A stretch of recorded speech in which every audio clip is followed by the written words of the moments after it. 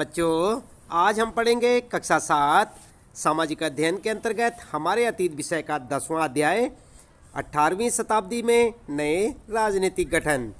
हम आपको बताएंगे इस पाठ से संबंधित प्रश्नों के उत्तर भी, लेकिन एक बार पाठ को अवश्य पढ़ लें बच्चों, ताकि आपको जो यहाँ पर प्रश्नों के उत्तर बताए जाएंगे उन्हें समझने में ज़्यादा परेशानी नहीं होगी।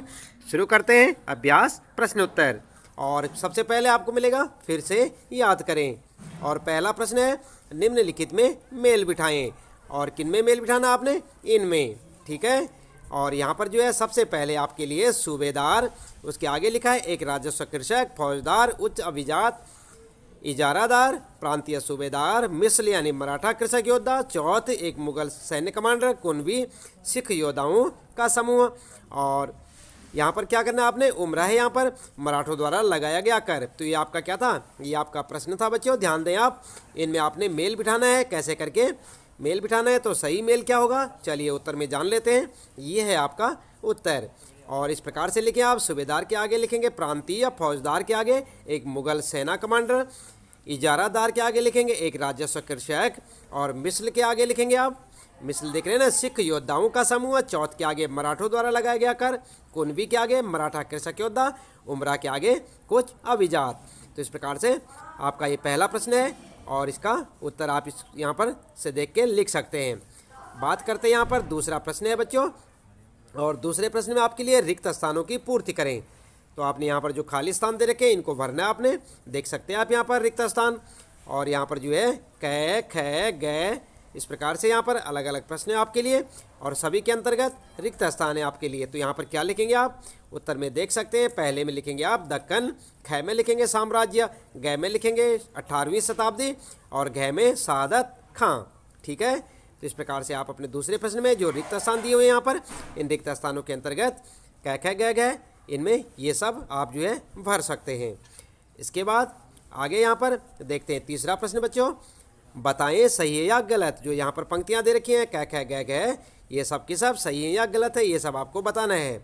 तो जैसे सबसे पहले देख सकते हैं क में नादिर शाह ने बंगाल पर आक्रमण किया, ये सही या गलत है। सवाई राजा जयसिंह इंदौर का शासक था, सही है गलत है। गुरु गोविंद सिंह सिखों के 10वें गुरु थे, सही है या गलत है। पुणे 18वीं शताब्दी में मराठों की राजधानी बना। तो यहाँ पर ये जो है सही है या गलत है, ये सब आपको यहाँ पर बताना है।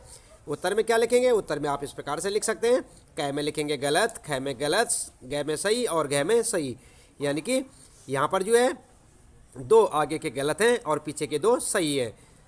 तो यहाँ पर देख सकते हैं आप, यहाँ पर ये सही है और ख भी सही है और ग वाला गलत है और घ वाला भी गलत है। तो इसी प्रकार से आप अपना उत्तर लिख सकते हैं।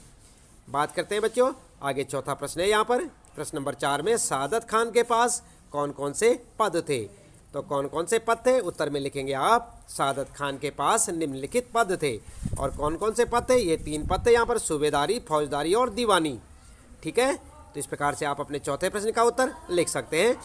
इसमें लिखेंगे आप सूबेदारी, फौजदारी और दीवानी। इसके बाद आइए विचार करें में अगला प्रश्न है 5वां, अवध और बंगाल के नवाबों ने जागीरदारी प्रथा को हटाने की कोशिश क्यों की। तो यहाँ पर उत्तर में लिखेंगे, उत्तर लिखेंगे बंगाल, अवध और बंगाल के नवाबों ने जागीरदारी प्रथा को निम्न कारणों से हटाने की कोशिश की। और कारण लिखेंगे आप इस तरह से पॉइंटों में। नंबर 1, दोनों नवाब मुगल शासन के प्रभाव को कम करना चाहते थे।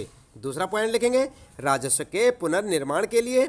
और तीसरा पॉइंट लिखेंगे अपने विश्वस्त लोगों की नियुक्ति के लिए। चौथा पॉइंट लिखेंगे जमींदारों द्वारा की जाने वाली धोखाधड़ी को रोकने के लिए, ठीक है। तो इस प्रकार से आप अपने इस 5वें प्रश्न का उत्तर लिख सकते हैं। पॉइंट बनाकर लिखें बच्चों और अच्छे से लिखें, थोड़ा हेडिंग डाल लेंगे तो और बढ़िया। और इसके बाद अगला प्रश्न है यहाँ पर छठा प्रश्न है 18वीं शताब्दी में सिखों को किस प्रकार संगठित किया गया। उत्तर में लिखेंगे आप, उत्तर इस प्रकार से लिखेंगे 18वीं शताब्दी में कई योग्य नेताओं के नेतृत्व में सिखों ने अपने आप को पहले जत्थों में और बाद में मिसलों में संगठित किया। इन जत्थों और मिसलों की संयुक्त सेनाएं दल खालसा कहलाती थी। आप ध्यान दें यहाँ पर कि उत्तर में किस प्रकार से लिखेंगे। छठा प्रश्न था ये और इसमें पूछा है 18वीं शताब्दी में सिखों को किस प्रकार संगठित किया गया। ध्यान दें बच्चों, काफ़ी इंपॉर्टेंट प्रश्न है ये। और उत्तर में लिखेंगे आप 18वीं शताब्दी में कई योग्य नेताओं के नेतृत्व में सिखों ने अपने आप को पहले जत्थों में और फिर बाद में मिसलों में संगठित किया।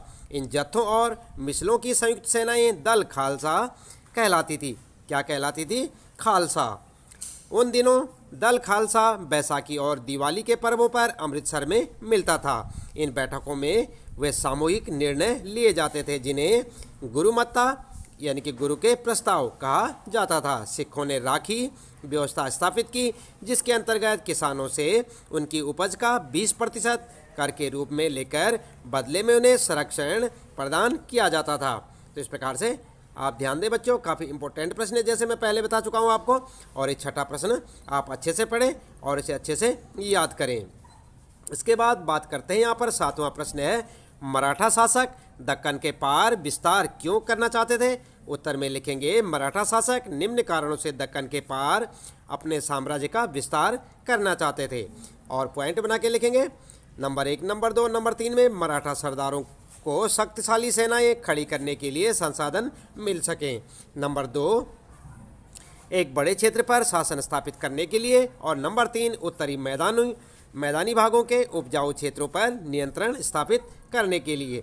चौथा पॉइंट लिखेंगे, अधिक से अधिक क्षेत्रों से चौथ और सरदेशमुखी वसूल करने के लिए। ठीक है, तो इस प्रकार से आपका ये 7वां प्रश्न था जैसे मैंने आपको बताया।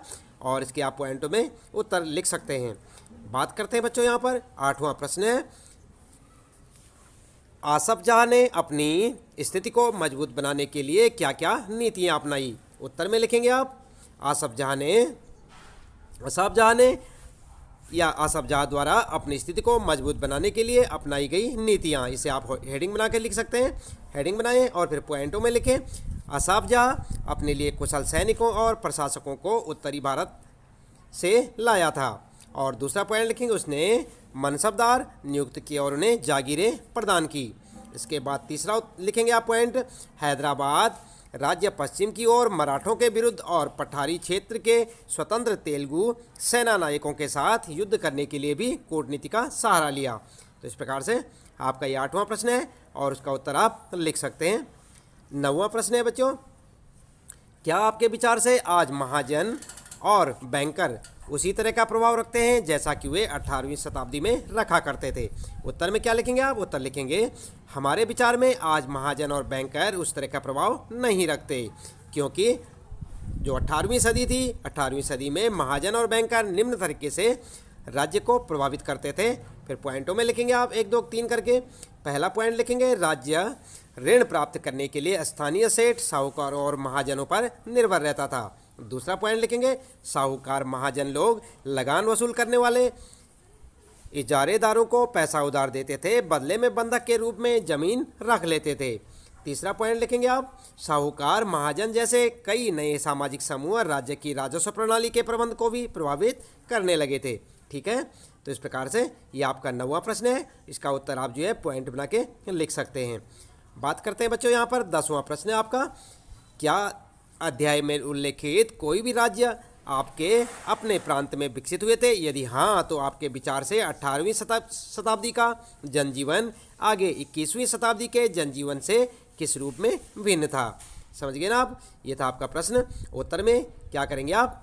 इसके बारे में तुलना करेंगे आप बच्चों और अपने आप जो है इसका उत्तर लिख सकते हैं आप, क्योंकि आप देख सकते हैं कि किस प्रकार से 18वीं शताब्दी का जनजीवन था और 21वीं शताब्दी जो आपके सामने है इस टाइम, उसमें क्या क्या भिन्नताएं हैं। तो इसका उत्तर आप स्वयं से लिखें।